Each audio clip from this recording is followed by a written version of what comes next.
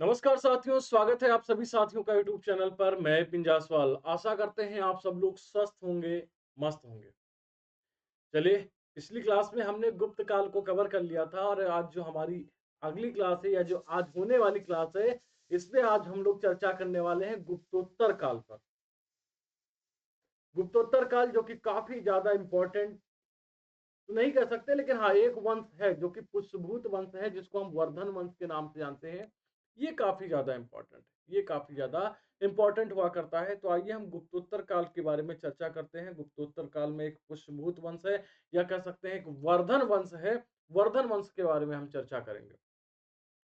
तो गुप्त काल के पतन के पश्चात भारतीय राजनीति इतिहास में एक ऐसी प्रवृत्ति का उद्भव हो रहा है, एक ऐसी प्रवृत्ति का विकास हो रहा है, जो कि कह सकते हैं, जो हमें विभिन्न रूपों में लगभग ये 1000 सालों तक, मतलब ऐसी स्थिति, एक केंद्रीय शक्ति का अभाव रहेगा। 7वीं शताब्दी से लेकर के 10वीं शताब्दी तक एक हमें केंद्रीय शक्ति का अभाव देखने को मिलेगा। यहाँ पर जो प्रवृत्ति का विकास हो रहा है वो है विकेंद्रीकरण। विकेंद्रीकरण, साथ ही साथ क्षेत्रीयता की भावना का उदय हो रहा है। क्षेत्रीयता की भावना का उदय हो रहा है। गुप्त वंश के पतन के पश्चात जिन नए वंशों का उदय हुआ, उनमें देखा जाए तो उनमें जो सरप्रमुख हुआ करता था, उस सरप्रमुख कौन हुआ करता था? वो था वर्धन वंश, या उसी को हम क्या नाम से जानते हैं, किस नाम से? उसी के हम लोग पुष्यभूति वंश के नाम से जानते हैं। उसी को हम लोग क्या है? उसी को हम लोग पुष्यभूत वंश के नाम से जानते हैं। वर्धन वंश का अगर हम संस्थापक देखते हैं, तो वर्धन वंश का संस्थापक, ठीक है, वर्धन वंश का संस्थापक या कह सकते हैं पुष्यभूत वंश का संस्थापक नरवर्धन हुआ करता था। नरवर्धन हुआ करता था। राजधानी इनकी थानेश्वर हुआ करती थी। बाद में देखा जाए तो इसकी राजधानी क्या बन रही है? बाद में इनके बारे में चर्चा किया जाए तो बाद में इनकी राजधानी कन्नौज, कन्नौज किसके समय में? हर्षवर्धन के समय में बन रही है। वर्धन वंश की जानकारी देखा जाए तो हमें दो स्रोतों के माध्यम से प्राप्त होती है। एक क्या है? बाणभट्ट के हर्षचरित नामक ग्रंथ से, और दूसरा शियुकी। शियुकी किसका ग्रंथ है? तो शियुकी ग्रंथ हुआ करता था एक चीनी यात्री जिसका नाम है हुएनसांग। हुएनसांग के माध्यम से ये दो ऐतिहासिक स्रोत हैं जिनके माध्यम से हमें वर्धन वंश या कह सकते हैं पुष्यभूत वंश की जानकारी प्राप्त होती है। साथ ही साथ हर्षवर्धन के दो अभिलेख, बांसखेड़ा अभिलेख जो कि शाहजहांपुर में स्थित है, साथ ही साथ मधुबन अभिलेख जो कि मऊ में स्थित था। तो इन दो अभिलेखों के माध्यम से भी क्या होती है? इन दो अभिलेखों के माध्यम से भी हमें वर्धन वंश के बारे में जानकारी प्राप्त। साथ ही साथ चालुक्य शासक पुलकेशिन सेकंड के एहोल अभिलेख से भी क्या है? एहोल अभिलेख से भी हमें हर्षवर्धन या वर्धन वंश के बारे में, वर्धन काल के बारे में हमें जानकारी प्राप्त होती है। अगर शासक के बारे में पूछेंगे तो वर्धन वंश के शासक हर्षवर्धन के बारे में हमें क्या होती है? यहाँ पर जानकारी प्राप्त होती है, राइट ना? तो आइए, चलिए एक एक करके हम क्या करते हैं, एक एक करके हम लोग चर्चा करना प्रारंभ करते हैं। इन चर्चाओं को लेकर के आगे बढ़ते हैं। इन चर्चाओं को लेकर के आगे बढ़ते हैं। बाणभट्ट हर्षचरित में हर्ष के जो आदि पूर्वज बताए गए हैं, पुष्यभूत बताया गया है। पुष्यभूत नरवर्धन, इनको पुष्यभूत के नाम से जाना जाता था, तो इसके जो संस्थापक माने जाते हैं पुष्यभूत माने जाते हैं, या कह सकते हैं नरवर्धन को कहा जाता था। नरवर्धन का पहला जो महत्वपूर्ण इस वंश का शासक होंगे वो कौन होंगे? प्रभाकर वर्धन। इस वंश का पहला महत्वपूर्ण शासक जो है वो है प्रभाकर वर्धन, जिन्हें किस नाम से जाना जाता है? जिन्हें हूण हरिण केसरी या कह सकते हैं गुर्जर प्रजारक, और या सिंधु प्रजावर के नाम से जाना जाता है। ठीक है, तो वर्धन वंश के संस्थापक कौन है? वर्धन वंश के संस्थापक देखा जाए तो पुष्यभूत या नरवर्धन, या कह सकते हैं कौन है? पुष्यभूत हुआ करते थे। वास्तविक संस्थापक देखा जाए इस वर्धन वंश की, कह सकते हैं शक्ति और प्रतिष्ठा का जो संस्थापक हुआ करता था वो प्रभाकर वर्धन हुआ करता था। प्रभाकर वर्धन, इनकी राजधानी क्या हुआ करती थी? स्थानेश्वर, या कह सकते हैं थानेश्वर इसकी राजधानी हुआ करती थी।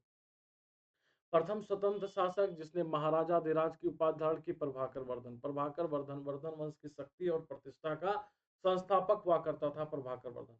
प्रभाकर वर्धन ने परम भट्टारक महाराजाधिराज की उपाधि धारण की, मतलब इस बात से पता चलता है कि यह स्वतंत्र और शक्तिशाली शासक हुआ करता था। कैसा था?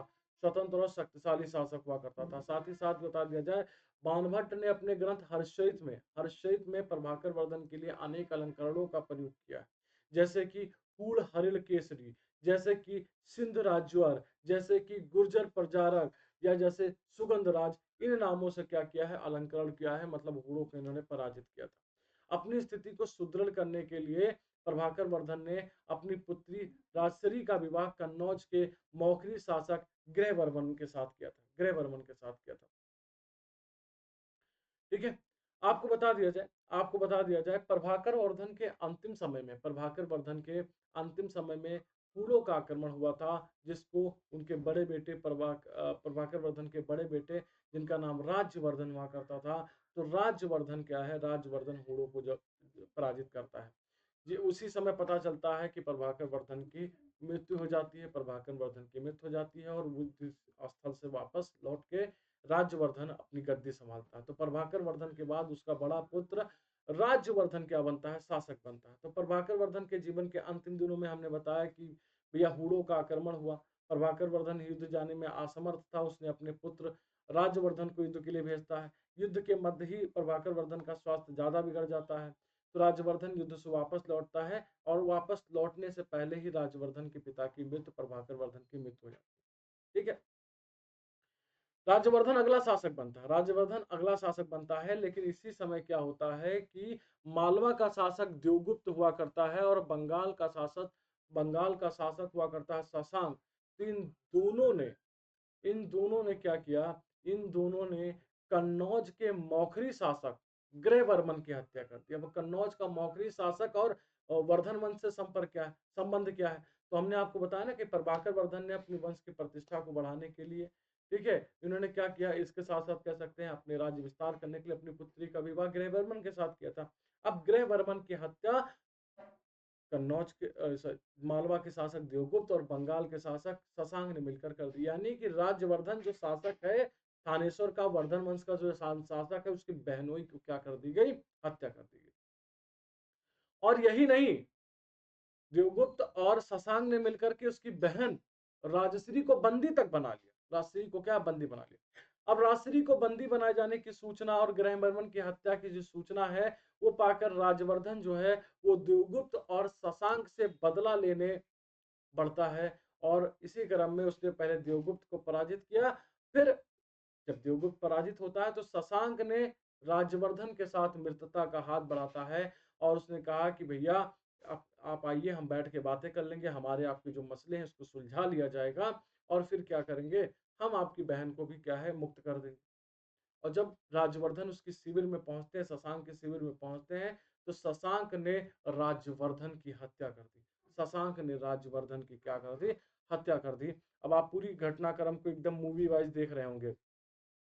तो प्रभाकर वर्धन के बाद यशोमती सती हो गई, मालवा के शासक ने कन्नौज पर अधिकार कर लिया, ठीक है, उसके साथ साथ ग्रहवर्मन की हत्या कर दी, राजश्री को कारागार में डाल दिया, जो पॉइंट हमने बताया, ठीक है। और उसके बाद राज्यवर्धन की धोखे से क्या कर दी, राज्यवर्धन की धोखे से हत्या कर धोखे से हत्या कर दी, ठीक है। आप सोच रहे होंगे कि कितनी विकट परिस्थितियां बन रही है हर्षवर्धन के लिए। अब हर्षवर्धन मात्र 16 वर्ष का, 16 वर्ष की आयु में, 16-17 वर्ष की आयु में ये सब देख रहा है। अब उसको शासक बनाया जा रहा है, अब उसको क्या है, शासक बनाया जा रहा है। हर्षवर्धन के बारे में देखा जाए तो हर्षवर्धन का नाम क्या है, हर्षवर्धन का नाम क्या है, शीलादित्य हुआ करता था। हर्षवर्धन को शीलादित्य के नाम से भी जाना गया है, शीलादित्य के नाम से भी हर्षवर्धन को जाना गया। महाराजा राजधिराज भी कहा गया, सार्वभौम भी कहा गया, इसकी उपाधि महेश्वरा हुआ करती थी, महेश्वरा हुआ थी। हर्षवर्धन के गद्दी पर बैठते ही उसके सामने दो चुनौतियां थी, अपनी बहन राजश्री को बचाना, सबसे बड़ी चुनौती वही थी कि भाई जो जीवित थी पहले उसको बचाया किया जाए। तो इसी क्रम में उसने देवगुप्त के कैद से छुड़ाने के लिए, राजश्री को छुड़ाने के लिए, अपने भाई और अपने बहनोई की हत्या का बदला लेने के लिए वो कन्नौज की तरफ बढ़ा। और जब वो, तब तक उसको सूचना मिलती है कि राजश्री जो है वो शशांक या देवगुप्त के कैद से होकर के मुक्त होकर विंध्याचल के जंगलों में चली गई है और वो सती होने जा रही है। तो उन्होंने दिवाकर मित्र की सहायता से, एक बौद्ध भिक्षु हुआ करते थे, दिवाकर मित्र बौद्ध भिक्षु या विद्वान हुआ करते थे, दिवाकर मित्र की सहायता से उन्होंने राजश्री को खोज निकाला, राजश्री को खोज निकाला और सती होने से बचाया। ग्रहवर्मन का कोई भी उत्तराधिकारी नहीं हुआ करता था। यही कारण है कि राजश्री की सहमति से उन्होंने हर्ष ने कन्नौज को अपने राज्य क्षेत्र में शामिल किया और कन्नौज पर क्या किया, शासन करना प्रारंभ कर लिया और कन्नौज को उन्होंने अपनी राजधानी बना ली। जब वो गद्दी पर बैठा तो हर्ष संवत शुरू किया गया था और मगध बिहार पर उसने विजय प्राप्त की। इस उपलब्धि में मगधराज की उसने उपाधि भी धारण करी थी। साथ ही साथ उसने, ठीक है, उसने कामरूप के शासक भास्कर वर्मन के साथ हर्ष ने मैत्रीपूर्ण संबंध भी स्थापित किए थे। मैत्रीपूर्ण संबंध भी स्थापित किए थे किसने, हर्ष ने। किसके साथ, भास्कर वर्मन के साथ। कई बार क्वेश्चन पूछा गया है, कई बार क्वेश्चन पूछा गया है कि हर्ष के समय जो असम का जो शासक है, असम का जो शासक है, वो जो समकालीन शासक है उसका नाम क्या हुआ करता है। तो अब क्लियर हो गया होगा कि असम का जो समकालीन शासक है उसका नाम क्या है, उसका भास्कर बर्मन उसका नाम हुआ करता था। भास्कर बर्मन उसका नाम हुआ करता था।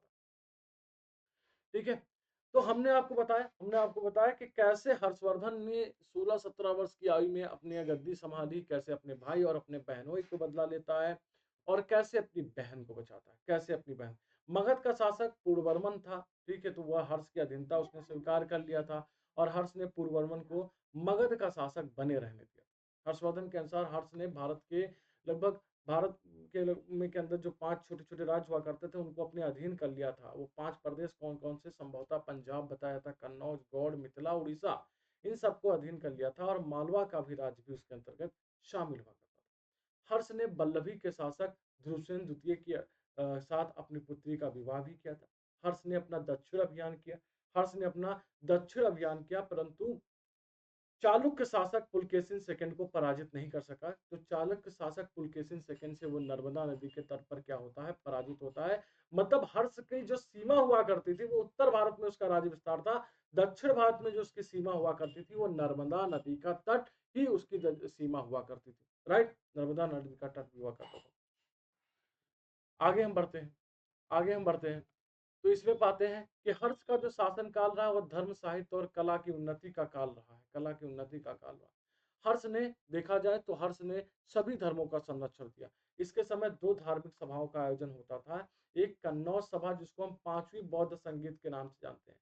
इसकी अध्यक्षता ह्वेनसांग ने की थी और इसमें क्या किया गया था, इसमें महायान का प्रचार प्रसार किया गया था। तो आपको बता दिया जाए, ये महायान बौद्ध शाखा का, बौद्ध धर्म के महायान शाखा का संरक्षक हुआ था। और देखा जाए तो इसके शासनकाल में कन्नौज सभा या 5वीं बौद्ध संगीत का आयोजन हुआ था जिसकी अध्यक्षता ह्वेनसांग ने किया था।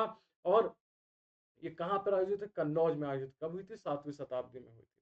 हाँ, ह्वेनसांग, ह्वेनसांग जो कि एक चीनी यात्री हुआ करता था, यह बौद्ध ग्रंथों की खोज में, बौद्ध साहित्यों की खोज में, बौद्ध पांडुलिपियों की खोज में ये भारत आया हुआ था। इसे यात्रियों का राजकुमार भी कहा जाता है। इसे क्या कहा जाता है, इसे यात्रियों का राजकुमार भी कहा जाता है। इसे आधुनिक शाक्यमुनि के नाम से भी जाना जाता है। इसे क्या है, इसे आधुनिक शाक्यमुनि के नाम से जाना जाता है। दूसरा, दो मैंने बताया ना कि 2 धार्मिक सभाओं का आयोजन करवाता था, एक कन्नौज सभा और दूसरा था महामोक्ष परिषद। इसका आयोजन प्रयागराज में हर 5वें वर्ष प्रयागराज में किया जाता है। प्रयागराज में हर 5 वर्ष किया जाता था। इसमें अपनी समस्त आय को क्या है, इसने अपनी समस्त आय को ये दान कर देता था और अपने बहन के दिए गए वस्त्रों को क्या करता था, ये पहनता था। बहन के दिए गए वस्त्रों को पहनता था। इसके काल में शिक्षा तथा साहित्य में भी उन्नति हुई। इस काल में नालंदा विश्वविद्यालय बहुत बड़ा शिक्षा का केंद्र हुआ करता था। हर्ष ने इसके खर्च के लिए 100 गांवों का अनुदान भी दिया था। संस्कृत इस काल की महत्वपूर्ण भाषा हो चुकी थी। संस्कृत इस काल की, इसके दरबार में बाणभट्ट नामक विद्वान रहते थे जिन्होंने हर्षचरित, कादम्बरी, पूर्व पिटका, चंडी शतक नामक ग्रंथों की रचना, चंडी शतक नामक ग्रंथों की क्या है आपको रचना की थी। ठीक है, तो हमने आपको बताया कि हर्षवर्धन के शासनकाल में विकेंद्रीकरण का भी प्रारंभ हुआ। हर्षवर्धन के राज्य के विकेंद्रीकरण का प्रारंभ हुआ था गुप्त काल साल के अंत में, लेकिन हर्षवर्धन ने काफी हद तक इसको केंद्रीकरण करने का प्रयास किया, केंद्रीकरण का प्रयास किया। ठीक है, 7वीं शताब्दी तक आते आते पाटलिपुत्र के बुरे दिन आ चुके थे। कन्नौज का सितारा अब चमक चुका था। कन्नौज का सितारा अब चमक, कन्नौज अपनी बुलंदी पर हुआ। ठीक है, पाटलिपुत्र का राजनीतिक पतन हुआ। क्योंकि इसलिए हुआ क्योंकि इसकी सत्ता और महत्ता, वाणिज्य और विस्तार जो थी वो मुद्रा, वाणिज्य और विस्तार और मुद्रा धन पर टिकी हुआ करती थी। जो जो यहाँ पर इसका व्यापार में गिरावट आई जो कि हमें गुप्त काल में देखने को मिली, वैसे वैसे इसका पतन होने लगा, वैसे वैसे पता नहीं। हर्षवर्धन के काल में जो विद्वान रहते थे, बाणभट्ट रहते थे। बाणभट्ट हर्षचरित कादंबरी, पूर्वपेटका, चंडी शतक नामक ग्रंथ रचना की। हर्षवर्धन के काल में उच्च अधिकारियों को वेतन के रूप में जागीर या भूमि अनुदान दी जाती थी। भूमि देने को सामंती प्रथा ने हर्ष ने ही शुरू किया गया था। हर्ष के शासनकाल में चीनी यात्री हुएनसांग आया ही था, आपको बताया है। 629 ईस्वी में आता है, 1500 सालों तक रहता है। 629 आता है, 15-20 सालों तक रहता है। ठीक है, 15 सालों तक रहता है। यह सूर्य, बुद्ध और कह सकते हैं शिव का उपासक हुआ करता था। हर्षवर्धन स्वयं एक विद्वान था। हर्षवर्धन स्वयं एक प्रकांड विद्वान हुआ करता था। इसने रत्नावली, नागानंद और प्रियदर्शिका नामक नाटक भी लिखा। वंशांग को यात्रियों का राजकुमार कहा जाता था। हर्ष की कुर्स और मुद्राओं पर बैल पर आरूढ़ सिर पार्वती का चित्रांकन मिलता है। अध्ययन किया था। 647 में नालंदा विश्वविद्यालय गया। इसके समय यहाँ पर शीलभद्र हुआ करते थे। पुलकेशिन सेकंड के दरबारी कवि रविकीर्त द्वारा रचित एहोल अभिलेख में शक संवत का वर्ष 556 दिया गया। क्योंकि शक संवत 78 में प्रारंभ होता है, 556 जोड़ने पर जो तिथि आती है वो 634 आती है। कवि बाणभट्ट जो हर्षवर्धन के दरबार में रहते थे, इनका जन्म बिहार के औरंगाबाद जिले में हुआ था। सोन नदी के तट पर स्थित है। पृथ्वीकूटा नामक ग्राम का हुआ था। इनके पिता का नाम चित्रभानु और माता का नाम राजदेवी हुआ करता था। आइए चलिए, तो ये थे, हमने हर्षवर्धन के बारे में चर्चा की। ये था, हमने उत्तर गुप्त काल के एक वंश के बारे में चर्चा करी। अब हम कुछ क्वेश्चन पर चर्चा करेंगे। कुछ क्वेश्चन पर आज हम चर्चा करेंगे। तो निम्नलिखित में से किसने 4 यज्ञ किए थे? 4 अश्वमेध यज्ञ। पुष्यमित्र शुंग ने, प्रवरसेन ने, समुद्रगुप्त ने, कुमारगुप्त ने। आपको बताना है इनमें से सही जवाब। आपको बताना है इनमें से सही जवाब। निम्नलिखित में से किसने 4 अश्वमेध यज्ञ किए थे? 1 नहीं, 2 नहीं, 3 नहीं, 4 अश्वमेध यज्ञ किसने किए थे? तो आपको बताना है इनमें से सही जवाब। चलिए, पहला प्रश्न आपके सामने स्क्रीन पर है। तो 4 अश्वमेध किसने किए थे? तो प्रवरसेन प्रथम ने 4 अश्वमेध यज्ञ किए थे। 4 अश्वमेध यज्ञ किए थे। ये वाकाटक वंश का शासक, इस वंश का शासक वाकाटक वंश का शासक हुआ करता था। ठीक है, एक वाजपेयी यज्ञ भी किया था इसने। एक वाजपेयी यज्ञ भी किया था। वैसे देखा जाए तो पुष्यमित्र शुंग ने 2 अश्वमेध यज्ञ किए। 2 अश्वमेध यज्ञ किए थे। समुद्रगुप्त ने भी एक अश्वमेध यज्ञ किया था, तभी इसने अश्वमेध पराक्रमांक की उपाधि धारण की। अगले प्रश्न पे चलते हैं। हर्ष के दरबार में हुएनसांग को एक दूत के रूप में किसने भेजा? ताई सुंग, तुंगकुआन, कु येनबू और उपयुक्त में से कोई नहीं। आपको बताना है इनमें से सही जवाब। हु हैड सेंट हर्ष के दरबार में, हुएनसांग को एक राजदूत के रूप में किसने भेजा? ताई सुंग, तुंगकुआन, कु येनबू। उपयुक्त में से कोई नहीं है। भैया, हर्ष देखा जाए, हर्ष के दरबार में जो हुएनसांग आ रहा है, हुएनसांग एक यात्री था। वो धर्म यात्रा पर आया था। वो यात्रियों का राजकुमार हुआ करता था। उसे किसी ने नहीं भेजा था। ठीक है, उसने वो बौद्ध पांडुलिपियों को इकट्ठा करने आया था। बौद्ध पांडुलिपि एक बौद्ध भिक्षु के रूप में यात्रा की थी। बौद्ध भिक्षु के रूप में यात्रा की, ना कि किसी राजदूत के रूप में उसने यात्रा की थी। निम्नलिखित चीनी यात्रियों में से किसने हर्षवर्धन और कह सकते हैं कुमार भास्कर वर्मा के राज्यों की यात्रा की? इसिंग, फायान, हुएनसांग, शुन शुयून। आपको बताना है निम्नलिखित चीनी यात्रियों में से किसने हर्षवर्धन और कुमार भास्कर वर्मा के राज्यों की यात्रा की? आपको बताना है इनमें से सही जवाब। तो हुएनसांग ने हर्षवर्धन और कुमार भास्कर वर्मा के राज्यों की यात्रा की थी। अब जरा कमेंट सेक्शन में बताइए कि कुमार भास्कर वर्मा किस राज्य से संबंधित हैं? किस राज्य से संबंधित? प्राचीन भारत के किस चीनी यात्री ने मध्य भारत की यात्रा के अभिलेख नामक दैनिक डायरी लिखी थी? Which Chinese traveler in ancient India wrote the diary called Record of the Traveler to Middle India? प्राचीन भारत के किस चीनी यात्री ने मध्य भारत की यात्रा के अभिलेख नामक दैनिक डायरी लिखी थी? वांग हुएनसी, हुएनसांग, इत्सिंग, ली शिबियाबो। आपको बताना है। तो इसका सही जवाब क्या? हुएनसांग गलत हो जाए। हुएनसांग ने क्या है, मध्य भारत की यात्रा के अभिलेख नामक डायरी इसने लिखी थी। Harshvardhan has reference to various presents sent by a ruler named Bhaskar to Harshvardhan. Bhaskar belong to Bhaskar नामक राजा द्वारा हर्षवर्धन के भेजे गए विभिन्न उपहारों का उल्लेख हर्षित में मिलता है। भास्कर किससे संबंधित है? मगध का हर्यक राजवंश, असम का वर्मन राजवंश, उत्तर भारत का नंद वंश। उपयुक्त में से कोई नहीं। आपको बताना है इनमें से सही जवाब। भास्कर नामक राजा द्वारा हर्षवर्धन को भेजे गए विभिन्न उपहार का उल्लेख हर्षवर्धन में मिलता है। भास्कर किससे संबंधित? तो असम का वर्मन वंश, असम के वर्मन वंश के वर्मन वंश का शासक हुआ करता था भास्कर वर्मन द्वारा हर्षवर्धन को भेजे गए उपहारों का उल्लेख बाणभट्ट द्वारा रचित संस्कृत ग्रंथ हर्षचरित में मिलता है। हर्षचरित में मिलता है।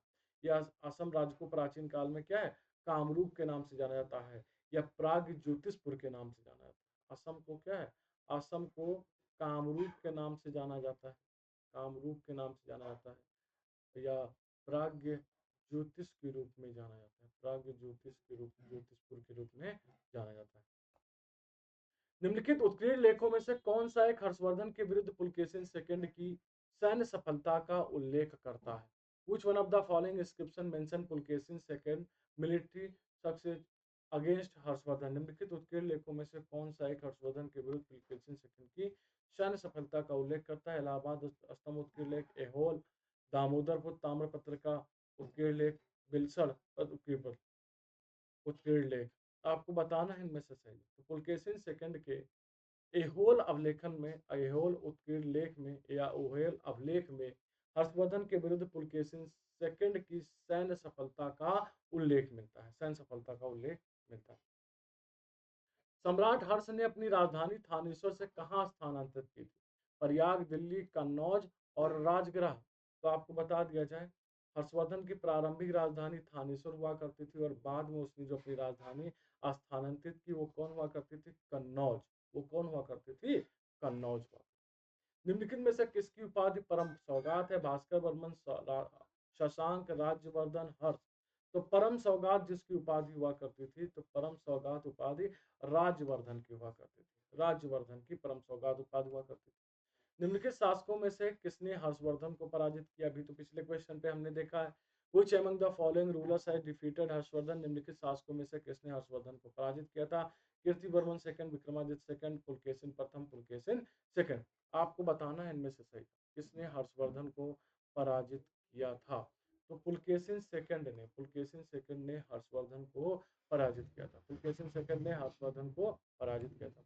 निम्नलिखित में से किसने नालंदा विश्वविद्यालय का भ्रमण किया और वहां अध्ययन किया? निम्नलिखित में से किसने नालंदा विश्वविद्यालय का भ्रमण और वहां अध्ययन किया? ह्वेनसांग, फाहियान, मेगस्नी, जो में से कोई नहीं। तो नालंदा विश्वविद्यालय का भ्रमण 637 ईस्वी के आसपास में ह्वेनसांग ने किया और वहां पर उसने अध्ययन किया। और जब ह्वेनसांग ने इसका भ्रमण किया या अध्ययन किया तब वहां का प्रधानाचार्य कौन था?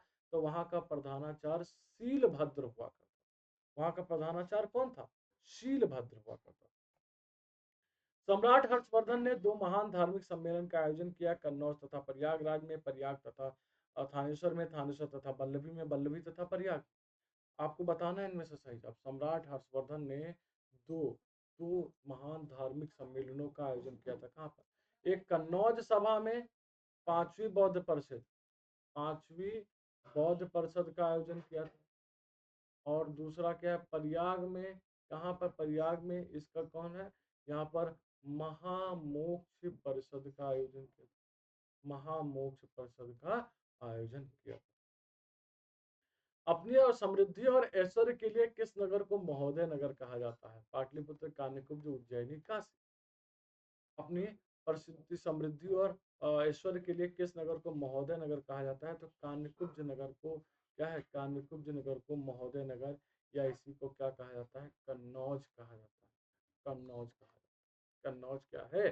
कहा जाता है। ये अपनी समृद्धि और ऐश्वर्य के कारण बहुत ही ज्यादा क्या हुआ करता था? बहुत ही ज्यादा प्रसिद्ध हुआ करता था। अपनी समृद्धि और ऐश्वर्य के कारण बहुत ही ज्यादा ये प्रसिद्ध हुआ करता था। हर्षवर्धन ने प्रयाग संसद आयोजित की थी। वह बौद्ध धर्म की केवल महायान शाखा को लोकप्रिय बना। अब आपको कूट की सहायता से बताना है कि इनमें से कौन सा कथन सही है। ए और आर दोनों अलग अलग सही है। ए सही की व्याख्या कर रहा है, दोनों सही है पर व्याख्या नहीं कर रहा है। ए सही है, आर गलत है, ए गलत है, आर सही। हर्षवर्धन ने प्रयाग संसद आयोजित की थी। वह बौद्ध धर्म की केवल महायान शाखा को लोकप्रिय बनाना चाहता है। आपको बताना है इनमें से सही जवाब। तो बिल्कुल सही है, हर्षवर्धन ने आपको बता दिया जाए। ठीक है, हर्षवर्धन ने प्रयाग संसद की आयोजना की थी, बिल्कुल सही है।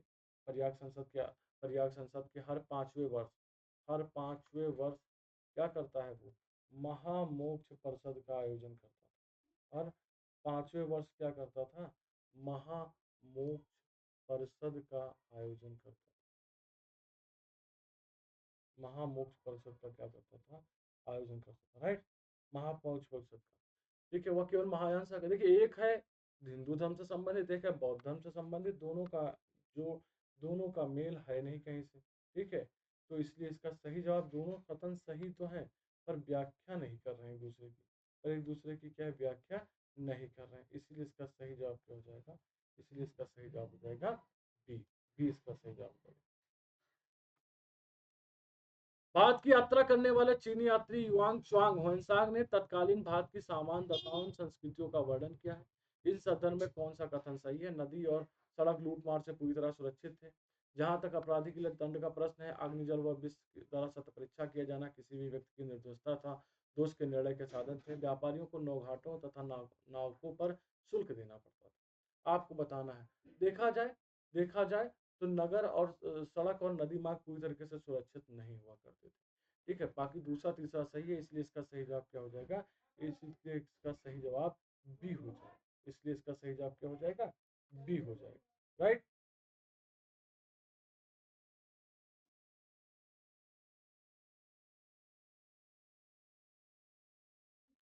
निम्नलिखित में से कौन सा उपवाक उत्तर हर्षकालीन स्रोतों में प्रायः उल्लेखित हुंडी के स्वरूप की परिभाषा करता है, हुंडी के स्वरूप, हुंडी क्या परिभाषा करता है, ठीक है। राजा द्वारा अपने अधीनस्थों को दिया गया परामर्श, प्रतिदिन का लेखा जोखा करने वाला बही, विनिमय पत्र, सामंतों द्वारा अपने अधीनस्थों को दिया गया आदेश। तो आपको बता दिया जाए, उत्तर हर्षकालीन स्रोतों में हुंडी शब्द जो था वो विनिमय पत्र से संबंधित, वो क्या है, विनिमय पत्र के रूप में परिभाषित किया जाता था। सी इसका क्या हो जाएगा, सही जवाब। निम्नलिखित में से किसने हूण शासक मिहिरकुल को पराजित किया था, निम्नलिखित में से किसने हूण शासक मिहिरकुल को पराजित किया था, तो आपको बता दिया जाए, हूण शासक मिहिरकुल को यशोवर्मन ने पराजित किया था। यशोवर्मन जो था ये मालवा का शासक था, ये कहाँ का शासक था, ये मालवा का शासक था। हूणों का पहली बार भारत पर आक्रमण स्कंदगुप्त के समय में होता है, स्कंदगुप्त के समय में। मौखरी शासकों के निम्नलिखित अभिलेखों में से किसमें से जलियान का उल्लेख है, किसमें जलियान का उल्लेख है, तो मौखरी वंश के शासकों की राजधानी कन्नौज हुआ करती थी। 6ठी शताब्दी के आसपास में मौखरी शासक सरवर्मन के असीरगढ़ मुद्रा लेख में जलियान का उल्लेख मिलता है, असीरगढ़ मुद्रा लेख में जलियान का उल्लेख मिलता है, ठीक है। गुप्त वंश के पतन से लेकर के आरंभिक 7वीं वर्ष में हर्षवर्धन के उत्थान तक उत्तर भारत में किन राजवंशों का, किन राजाओं का शासन था, किन राजाओं का शासन हुआ करता था, आपको बताना है इनमें से सही जवाब। तो मालवा का परमार ये 10वीं शताब्दी में आ रहे हैं, मालवा का परमार क्या है, ये 10वीं शताब्दी में आ रहे हैं। देवगिरी के यादव ये भी मध्यकालीन भारत से संबंधित है, ये भी क्या है, मध्यकालीन भारत से संबंधित है। तो इन दोनों को छोड़ दिया जाए, बाकी सभी सही जवाब। डी इसका क्या हो जाएगा, सही जवाब होगा। विक्रमशिला विश्वविद्यालय का संस्थापक कौन था, विक्रमशिला विश्वविद्यालय का संस्थापक तो पाल वंश का एक शासक है जिसका नाम धर्मपाल है। धर्मपाल ने विक्रमशिला विश्वविद्यालय की स्थापना की। कैवर्त विद्रोह जो हुआ था वो महिपाल सेकंड के समय में हुआ था, इससे क्वेश्चन भी पूछा गया, इससे रिलेटेड एक क्वेश्चन भी पूछा गया है। चलिए अगले प्रश्न चलते हैं। निम्नलिखित में से कौन अपने को ब्रह्म क्षत्रिय के नाम से पुकारता है, निम्नलिखित में से कौन अपने को ब्रह्म, who among the following called himself ब्रह्म क्षत्रिय, पाल, सेन, प्रतिहार, चाहमान, चाहमान, आपको बताना है इनमें से सही जवाब। सेन वंश का संस्थापक, सेन वंश का संस्थापक कौन था, वीरसेन था, ये संस्थापक हुआ करता था। ये कर्नाटक के ब्रह्म क्षत्रिय थे। ये कहाँ से संबंधित है, कर्नाटक से संबंधित थे। अब मौका पा करके या अवसर पा करके कह सकते हैं उत्तर भारत चले आए और बंगाल में उन्होंने क्या किया, बंगाल में उन्होंने अपने वंश की स्थापना की थी, सेन वंश। इस वंश का प्रमुख शासक विजय सेन हुआ करता था।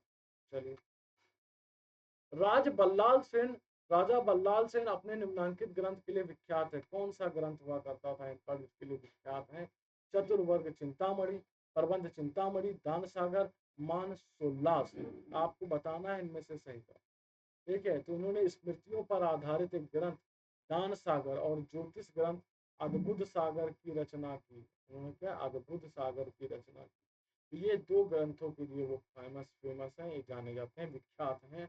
इसका सी इसका क्या हो जाएगा, सही जवाब हो जाएगा। निम्नलिखित में से किसने एक नए संवत चलाने का यश प्राप्त है? धर्मपाल, देवपाल, विजयसेन, लक्ष्मण सेन। ठीक है, तो आपको बता दिया जाए 1190 ईस्वी में एक संवत चलाया गया है, संवत चलाया गया जिसे लक्ष्मण सेन के नाम से जाना जाता है, जिसे लक्ष्मण संवत के नाम से जानता है। किसने चलाया? लक्ष्मण सेन ने चलाया। समकालीन समाज के पाखंड और भ्रष्ट आचरण को उद्घाटित करने के लिए अनेक ग्रंथों के लेखक कौन हुआ करते थे? क्षेमेंद्र, मेरुतुंग, राजशेखर और शूद्रल। क्षेमेंद्र की रचना देखा जाए, क्षेमेंद्र की एक रचना है जिसका नाम है बृहद तथा मंजरी, मंजरी। ठीक है, इसमें अपने समकालीन समय के विस्तृत विवरण दिया है। ठीक है, जिसमें लेखक ने व्यंग करते हुए तत्कालीन समय के भ्रष्ट आचरण और पाखंड को उद्घाटित किया। हर्ष के समय की सूचनाएं किस पुस्तकों में निहित है? हर्षेल, कलहड़, कालिदास, इनमें से कोई। तो हर्ष के समय की सूचनाएं किसमें उल्लेखित है? हर्ष के समय की जो सूचनाएं वो बेटा कलहड़ में है। वह हर्ष लोहार वंश का शासक था, एक कश्मीर से संबंधित है। और कलहड़ हर्ष के आश्रित कवि थे। कलहड़ ने ही अपनी पुस्तक, ये लोहार, ये हर्षवर्धन नहीं है, लोहार वंश का शासक है, लोहार वंश का शासक। ठीक है, कलहड़ ने अपनी पुस्तक राजतरंगिणी में कश्मीर के शासकों का वर्णन किया। कलहड़ की राजतरंगिणी में अंतिम वर्णित राजा कौन हुआ करता था? कलहड़ की राजतरंगिणी, कश्मीरी कवि कलहड़, उसका ग्रंथ राजतरंगिणी देखा जाए तो ऐतिहासिक दृष्टि से बहुत ही ज्यादा महत्वपूर्ण। इसकी ग्रंथ, इसकी रचना कश्मीर नरेश जयसिंह के काल में हुई। 8 तरंगों में कश्मीर देश का प्रारंभ से लेकर के 12वीं शताब्दी में वर्णित है। तो राजतरंगिणी 8 तरंगों में, क्या है ये, 8 तरंगों में वर्णित। ठीक है, अंतिम शासक कौन हुआ करता था? तो जयसिंह के बारे में उन्होंने लिखा है, जयसिंह के बारे में बताया कि अंतिम शासक हुआ। राजवंश जो कन्नौज पर अधिपत्य स्थापित करने में त्रिकोणीय संघर्ष में उलझे हुए थे वो कौन कौन से थे? चोल, पाल, प्रतिहार, राष्ट्रकूट। तो त्रिकोणात्मक संघर्ष के रूप में संघर्ष हुआ गुर्जर, प्रतिहार, पाल वंश और राष्ट्रकूट। इन 3 वंशों ने क्या किया? आपस में संघर्ष किया और अंत में गुर्जर प्रतिहार, क्या है, गुर्जर प्रतिहार वंश को सफलता मिली, वंश को सफलता मिली। ठीक है, चलिए, तो आज की क्लास के क्वेश्चन खत्म हो रहे हैं और अगले टॉपिक में हम पूर्व मध्यकाल पर चर्चा करना शुरू कर देंगे। एंशियंट पे लगभग हम एंशियंट पे चर्चा हमारी लगभग समाप्त हो चुकी है। मैं देखूंगा अगर एक आध सेशन और बन पा रहा है, ठीक है, तो उस पर एक आध सेशन और हम कर लेंगे। आशा करते हैं आप लोगों ने सेशन को बहुत एंजॉय किया होगा। फिर इसके बाद हम मध्यकालीन भारत की तरफ चलेंगे, मध्यकालीन भारत पर एक एक करके चर्चा को प्रारंभ करेंगे। सबसे ज्यादा फोकस जो हमारा रहेगा वो आधुनिक भारत का रहेगा। प्राचीन और आधुनिक भारत से ज्यादातर प्रश्न पूछे जाते रहे। तो आज के सेशन में बस इतना रखते हैं। बहुत बहुत धन्यवाद आपसे। Thank you, bye bye, take care, जय हिंद, स्वस्थ रहिए, मस्त रहिए, खुश रहिए, खूब तरक्की करिए। Thank you dear, thank you.